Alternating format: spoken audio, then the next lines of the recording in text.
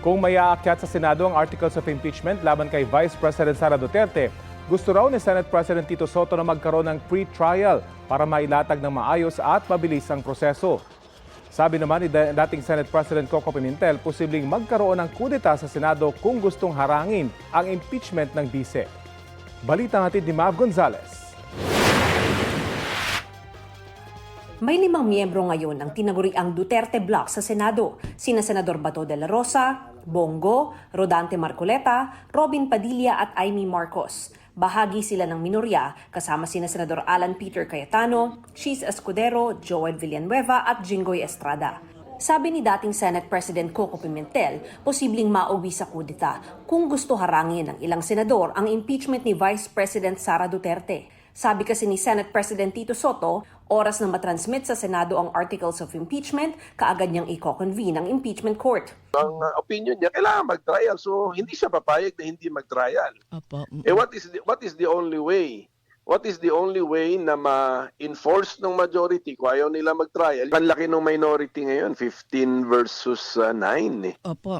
O, tandaan mo na you only need 13 votes to elect the Senate President or to elect a new Senate President.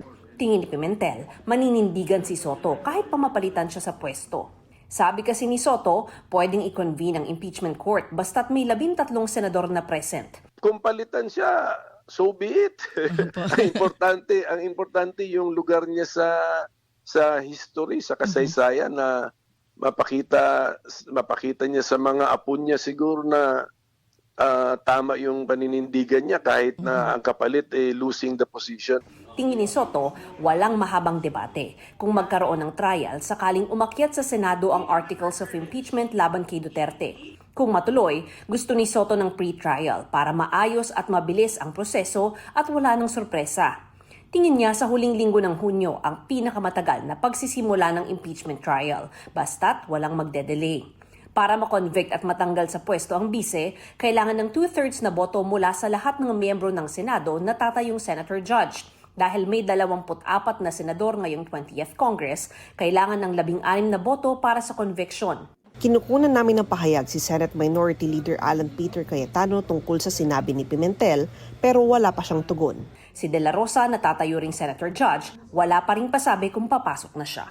Mav Gonzalez nagbabalita para sa GMA News.